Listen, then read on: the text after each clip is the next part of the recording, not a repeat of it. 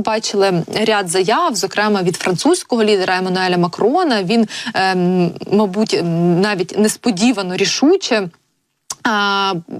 змінив свою риторику і почав говорити, зокрема, про те, що навіть необхідно, начебто, війська, точніше, він допустив вірогідність, що іноземні війська можуть опинитися в Україні. І на фоні, зокрема, цих заяв, а також достатньо обережних заяв німецького лідера Олафа Шольца, виникають, зокрема, припущення про такий потенційний конфлікт, який назріває якраз між Шольцем і Макроном.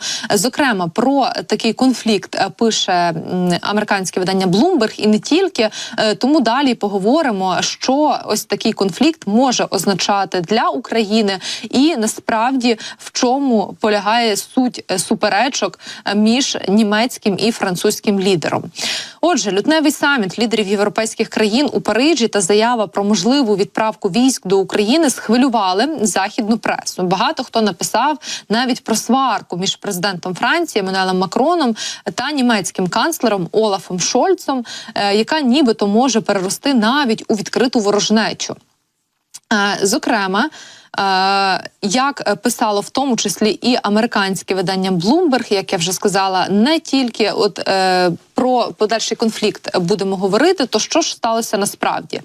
Фото із теплим рукостисканням, зокрема Макрона і Шольца, на сходах Єлисейського палацу, як пише, зокрема, німецька преса, не має вводити в оману.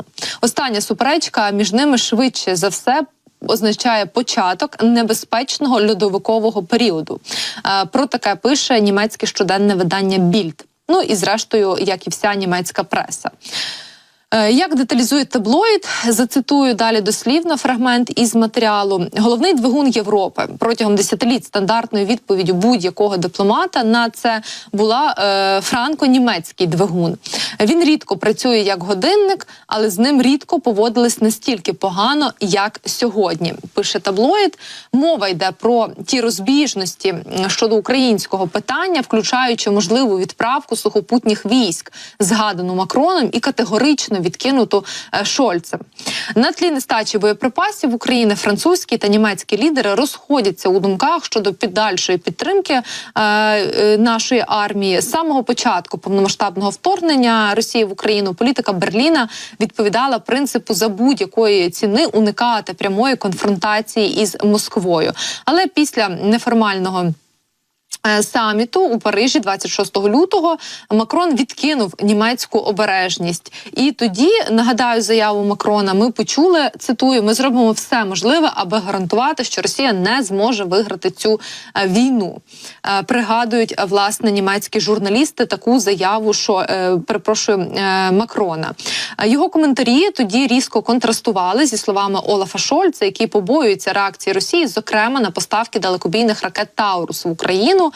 Ну і більшість лідерів НАТО дистанціювалися від Макрона після його заяви про можливу присутність іноземних сухопутних військ в Україні, наголошуючи на тому, що планів відправити військ немає. Шольц теж відкинув будь-які припущення щодо цього, заявивши, що в Україні не буде сухопутних сил європейських країн чи НАТО. Ну і, як уже зазначає німецька газета Die Zeitung, слова Олафа Шольца часто промовляються із запізненням і пошепки, тим більше вражає сміливість, з якою канцлер запевнив, що за жодних обставин не надійшле німецьких солдатів до України.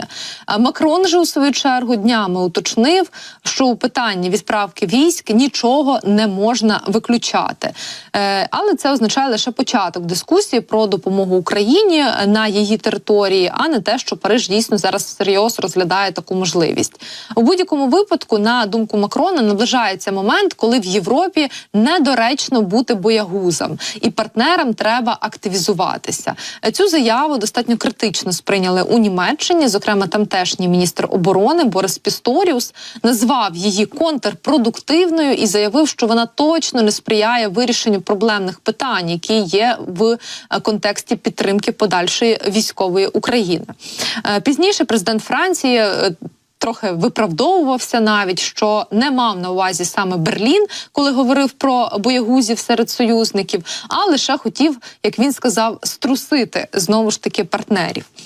Розбіжності між Шольцем і Макроном переростають у щось подібне до відкритої ворожнечі. Тим не менш, пише про таке американське видання «Політіко». Німецькі офіційні особи скаржаться на готовність французького лідера жорстко говорити про Україну, тоді як підтримку його країни не можна порівняти із німецькою. За даними, до слова, Кільського інституту, Франція зі своїми, власне, 640 мільйонами євро відстає від Німеччини, яка надала і пообіцяла допомоги загалом на більше ніж 17,5 мільярдів євро.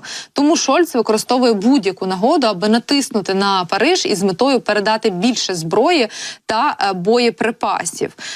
Ну і на цьому фоні дійсно трохи несправедливо звучить така критика з боку Макрона. Французький уряд запевняє, що витратив майже 4 мільярди євро, а чиновники кажуть про те, що дають реально потрібну зброю і роблять це з меншими коливаннями, аніж німці. За їхніми словами, показовим прикладом є небажання Шольца надати знову ж таки ракети «Таурус». Французи ж навпаки у липні уже передали власне ракети «Скалп», і це фактичні аналоги далекобійної німецької зброї. Ну, але вважається, що німецька ракета має більш підходящу боєголовку проти таких цілей, зокрема, як, власне, Кримський міст. Але, знову ж таки, як пише Bloomberg, проблема полягає в тому, що позиції Макрона все ж таки більш ослаблені через те, що допомога від Франції для України носить більш обмежений обсяг, аніж допомога Німеччини у будь-якому випадку.